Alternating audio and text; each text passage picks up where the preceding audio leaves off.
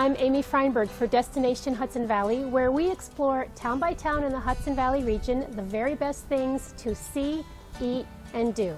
Well, we're excited about the Kinderhook episode because we get the chance to travel back in time. First to see the amazing Martin Van Buren homestead, Lindenwald. Then for eat, we're going to visit the new restaurant in Kinderhook called the Flammerie. And do, well, we're going to figure out how to stay healthy through the winter months by visiting the Winter Farmers Market. So, you don't want to miss any of it. Stay tuned.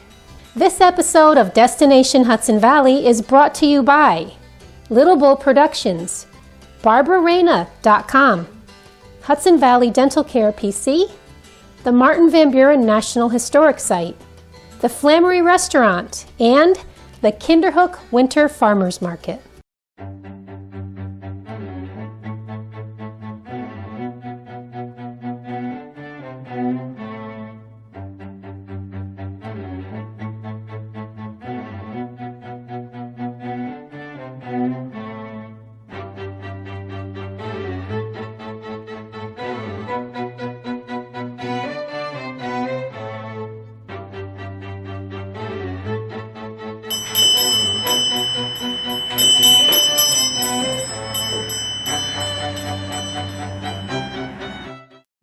I'd like to welcome you and your viewers to President Van Buren's home. He lived here from 1841 until 1862, moving in at the age of 58 after the presidency. And he had 4 adult sons and 3 daughters-in-law, and there would be 10 grandchildren visiting at different times. So this was a very lively household, which is a little hard to imagine as we're seeing it today. It's an amazing space. So what room are we in here? This is the formal dining room, and it's the most authentic room in the house. My mother said that when she walked through here as a person traveling through Columbia County, that these were just so memorable to her because they were so breathtaking and authentic, and she knew she was looking at something really authentic and really beautiful and really special. And these are actually, correct me if I'm wrong, from Europe. They are. The Zuber company still opens their doors today in France, and collectively the 4 scenes that are around the room are called Landscape of the Hunt. And then the balustrade along the bottom was added so that a person here in this room would have the feeling of standing on a porch looking out over the countryside. If I could jump in a time machine and come back, if I could jump in a time machine and come back. If I could jump in a time machine and come back. If I could jump in a time machine and come back.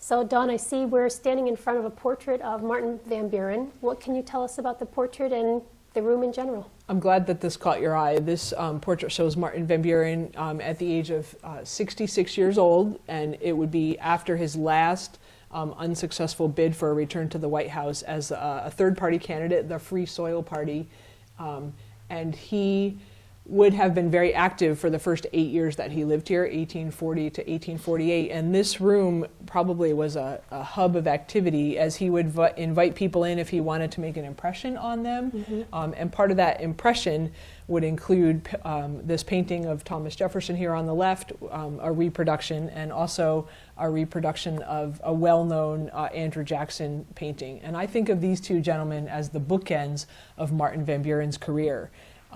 When Jefferson was elected in 1800, Van Buren was midway through his law apprenticeship, and he showed the skill that he would continue to develop throughout his lifetime, parting ways with his original mentor in order to support the Jeffersonian Republicans. He found another mentor to finish out his apprenticeship and pass the bar exam just before his 21st birthday. So it's like a little snapshot in time there. This is not an original, but it is a harp and it's here in the room because Van Buren's daughter-in-law, Angelica, who was very involved with the day-to-day operation of this household, particularly during certain summer months, she would have played the harp in the evenings to entertain as family members of all ages gathered here. The green room was used for after dinner time. Perhaps someone would read poetry or a storyline. There could be music played. And people sometimes were very content with their conversations as they discussed what happened during their day. And that's the way I like to imagine this room, is that the family would gather in here for after dinner time. Tell me a little bit about what does it take to restore a home like this and to get some pieces that really give visitors a sense of how Martin Van Buren lived and how his family functioned among the furniture. Every historic site has a furnishings report to rely on and to provide some background information. And in the case of this room, there's a great mixture of furniture, from the chairs that did belong to President Van Buren and have been acquired back here for the site. And then in the highlight is this partner desk, which is on long-term loan from the Smithsonian, and it actually did belong to President Van Buren. It may not have been in this exact room in the house, but it works well for us. And, is this the desk that would have been here, or that would have been in the White House? This is a desk that he used when he lived here, and the unique feature is that there are drawers on the side that we're seeing. There are also drawers on the far side. Two people could sit comfortably and work at this desk. So, and the bookcases are another example. These are on loan from the New York State Museum and are very similar to what Martin Van Buren had. They were actually designed by Richard Upjohn, the same architect who designed the addition. So that works really nicely, right? So it fits right in. So we have the desk, the bookcases, and then I shouldn't leave out this bust of President Van Buren that was done by a sculptor from Vermont, whose name was Hiram Powers, and Mr. Powers actually made 3 of these busts. There's one in the New York Historical Society, which is not currently on display. There's one in the White House, and then we have this one here. And now when we go up these stairs, we'll be in the more private spaces of the house where President Van Buren and his sons had their bedrooms. So you can follow me. Beautiful stairway. This is a reproduction of a painting of Angelica Singleton. She and Abraham Van Buren were married during Van Buren's first year as president, and that match came about as a result of some effort on the part of Dolly Madison. Angelica and Dolly Madison are related, and Dolly Madison may have been concerned about a widower president with 4 bachelor sons and no White House hostess. Van Buren, as we mentioned earlier, was a widower president. And he never remarried. He did not. There were 2 rumors of romance, but no marriages. And so Angelica was from South Carolina, the daughter of a plantation owner, and she would be the White House hostess and also set up housekeeping here at Lindenwald. And it's actually Angelica and Abraham's bedroom that we're standing in right now. So you said this is a reproduction. Where's the original? The original one hangs in the red room of the White House. Wow. So this is the president's bedroom. Fairly authentic in terms of furnishings. So some of these things actually belong to Martin Van Buren. They did. In front of the armoire here is a gentleman's hat box that he would have stored his top hat in. We don't have that piece. And then this is an original shaving stand. It does give a little evidence to Martin Van Buren's height of 5'6". Wow. Which I'm a big fan of trivia. Let me ask all about this whole OK thing. So I know this is the symbol for OK, and I know that he had a nickname, I think was Old Kinderhook among his others, the magician and the Red Fox. Yep, he was Old Kinderhook, the Democrats. As a nickname, he was actually known as Old Kinderhook. They started, that really came about when he was running for re-election in 1840, and there were OK clubs who formed in support of Martin Van Buren's bid for re-election. The part that is a gray area is, did he invent OK? And if you ask one of my coworkers, he would say, absolutely not, and he even raises his voice.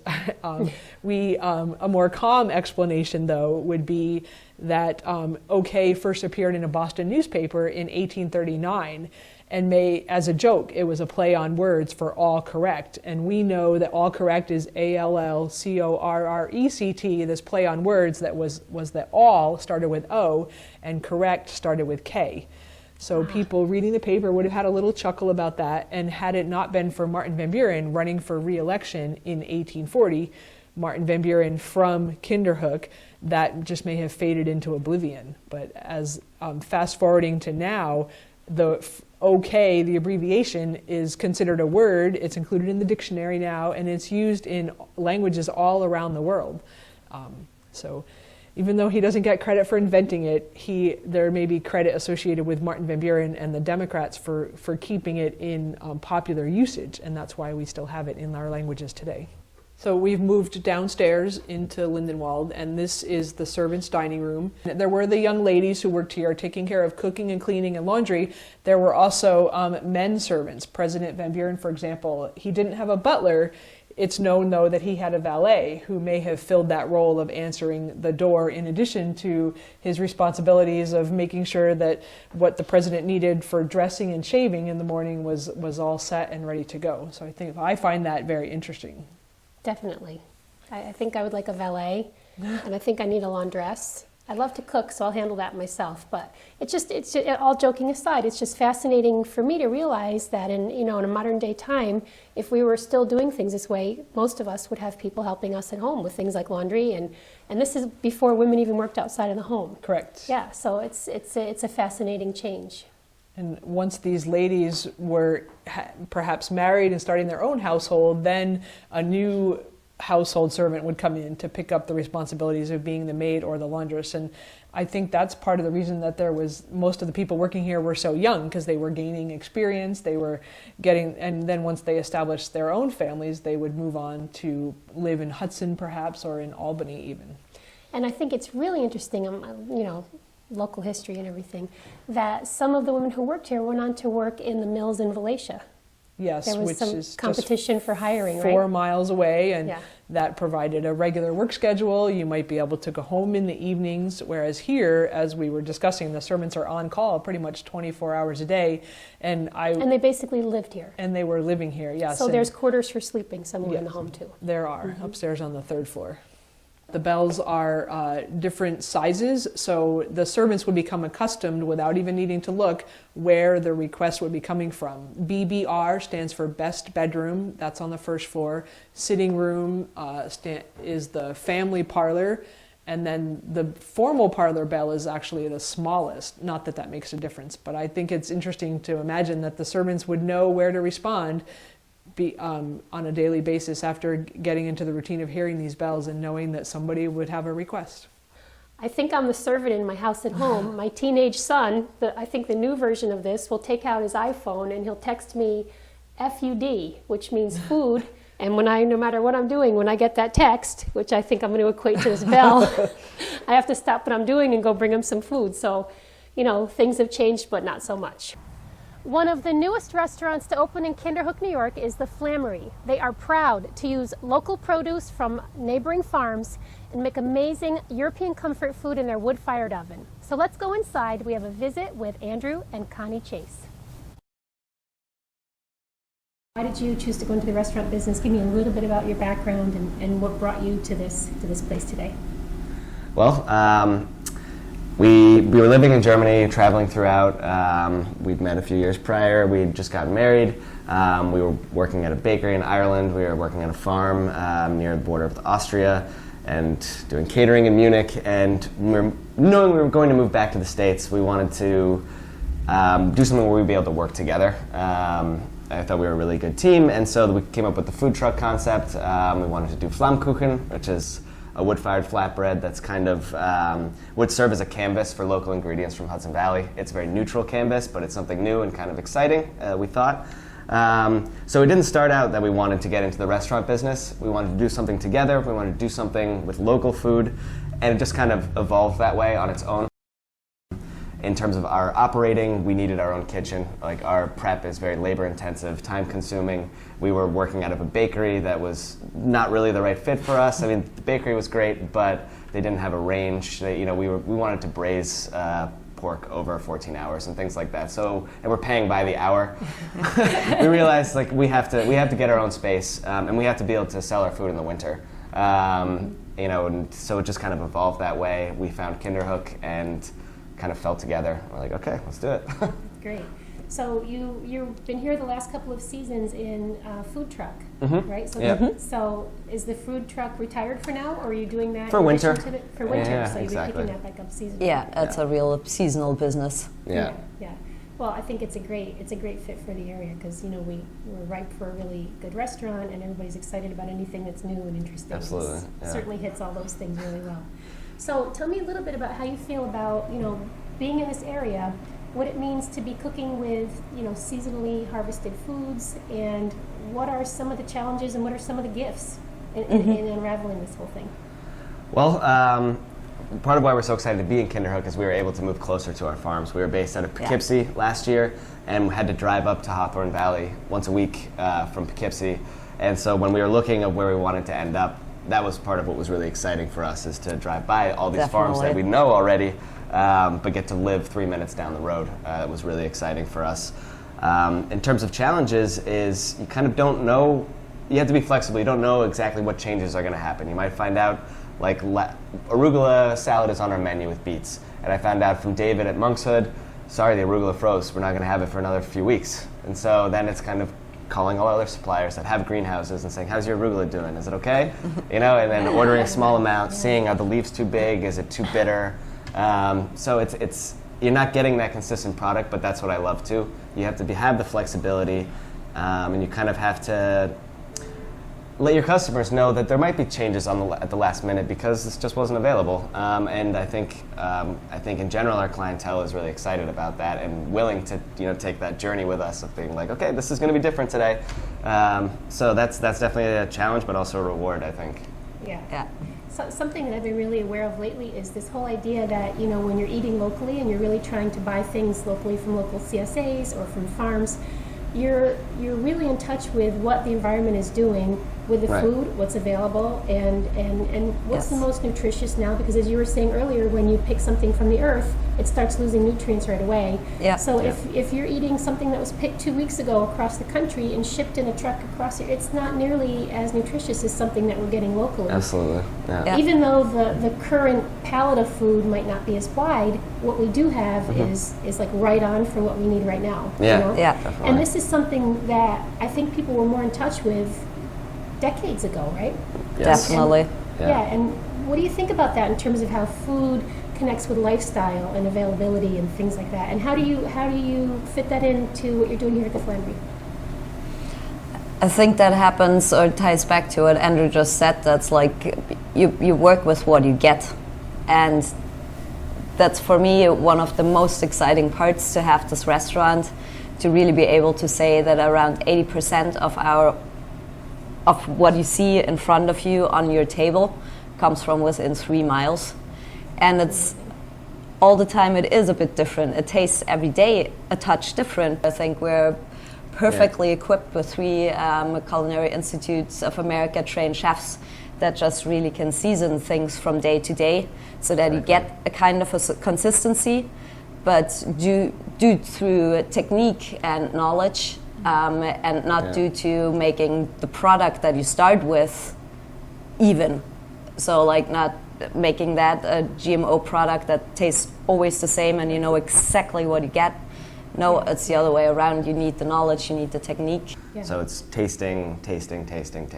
What always. keeps coming to mind as I'm talking with you both is honesty. The food is honest. It is Absolutely. what it is today, and it is what it is tomorrow, and you're adjusting and you're working with it, and there's a real beauty in that honesty. I want to taste what's real and what's happening with food now in a real way that reflects what's happening on the farms right down the street. And the fact that all this stuff is coming within 3 miles, I didn't realize it was that close, is like phenomenal to me.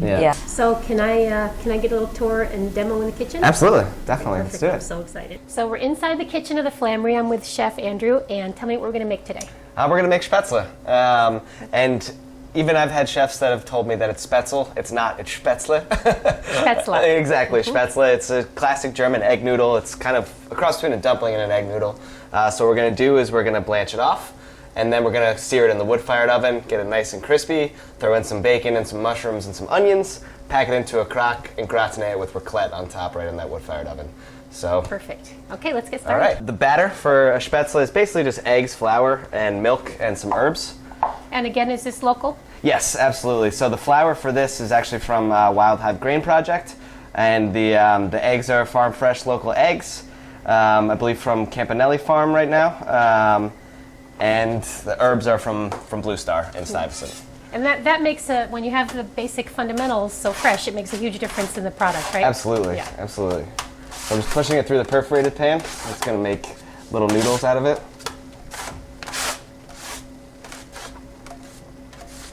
So is this sort of like a German pasta? Yeah, exactly, exactly. So many cultures have a basic noodle or pasta. Exactly, Or, and the only difference between this and a pasta dough is that it has a bit of milk in it, and it's a batter instead of a dough, so it's a bit looser, and so loose that you can't roll it actually like you would pasta, but you can do it like this. And the traditional way to make spätzle is usually keeping it in water and then sautéing it off. Yep. And you add a little step in there in the middle. Exactly, right, to yeah, mix. exactly. Like we like to use that 1,000-degree wood-fired oven because it really puffs up and they get a little crunchy. And that's got to make a difference in the flavor. I think so. Yeah, I cannot wait. This looks amazing. I love how you can see the little herbs inside. Yeah, definitely. Beautiful. So let's see, right now the oven is tiles are about 730, and the air temperature is over 1,000.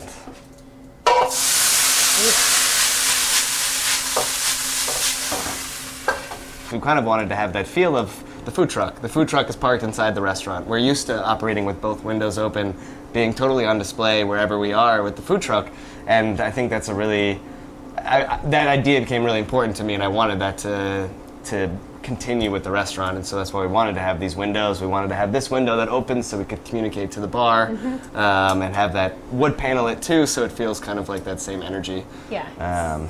It's amazing. I love the whole vibe. It's great. So now you can see they start to really get nice and crispy. So I'm just going to toss this in this bowl. We have bacon, mushrooms, and caramelized onions. And we also have some fromage blanc right here. And this is our house-made fromage blanc, which is a cross between a cottage cheese and a cream cheese, but we make it fresh every night. Beautiful. We weren't really getting the products that we were that happy with, so it was a lot easier for us just to make our own. Well, my staff wouldn't say it's easier, but but it's better, and I think it's worth it, that little extra effort. So we mix all that together. It smells amazing. It smells like Germany to me. Yeah. It's great. Smoky bacon. And then we're just gonna put it into a crock like that.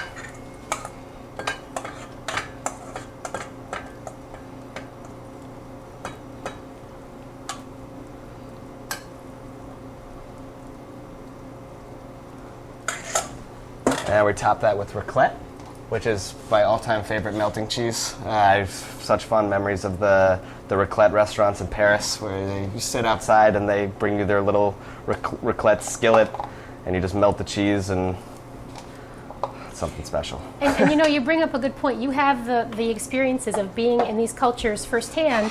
So you have touchstones about these foods, and you probably, when you think of putting dishes together, you're like, I have to go to that cheese because it felt like that, and it tasted like that. And Exactly. Even the smell of that melting raclette, it just makes me, it makes me feel like I'm on a side street in Paris or on a mountain in northern Italy or something like that. Food is so many senses. Absolutely.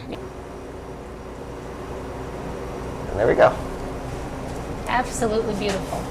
Thank you so much, Connie and Andrew, for having me here this morning. I've just had a great time talking with you and getting to know you both and hearing about your passion about food locally. It's great. We're so happy to have you here, and I'm going to dig in.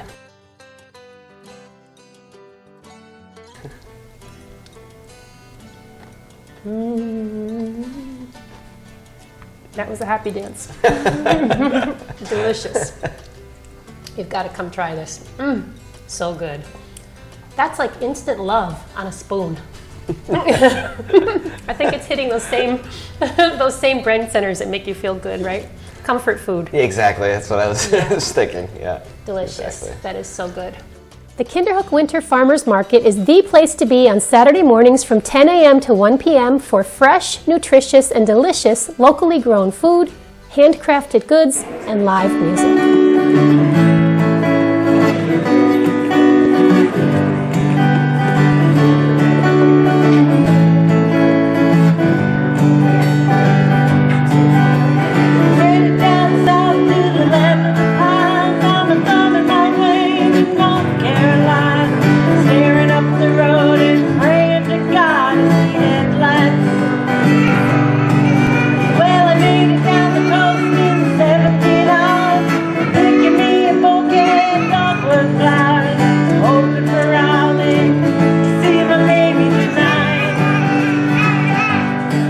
One of the lifelines that we found to be constant throughout the Kinderhook episode was Roxbury Farm. The National Historic Site for 8th President Martin Van Buren is located between the 300-acre farm. Roxbury Farm is a contributor to local farm-to-table cuisine at the Flammerie, and you can find their produce at the Kinderhook Winter Farmers Market.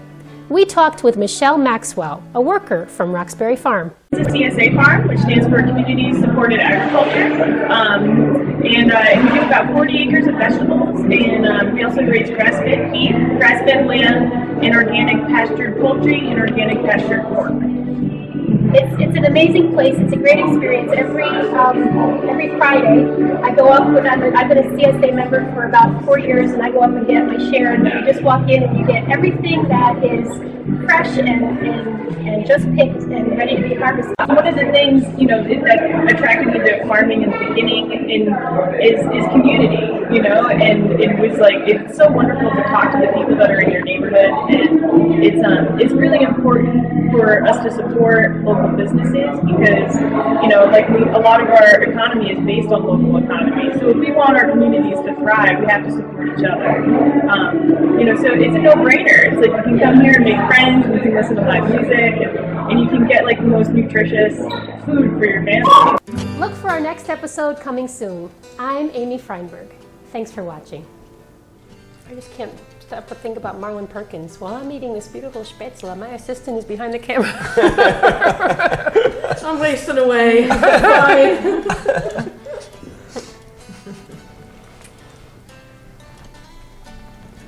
Hold it. It's a big bite. Suffer. Take the big bite. Mm-hmm. Now look over at me.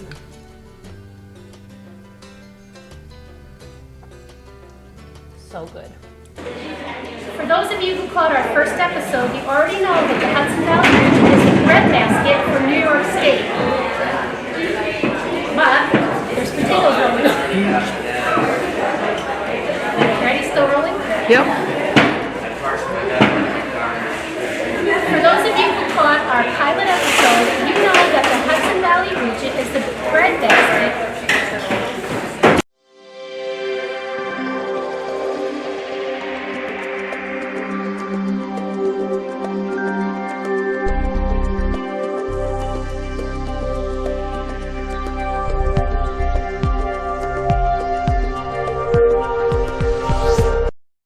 Do you need a professional bio, press releases, a ghostwriter, videographer, or someone to produce your commercial? If so, check out barbararena.com.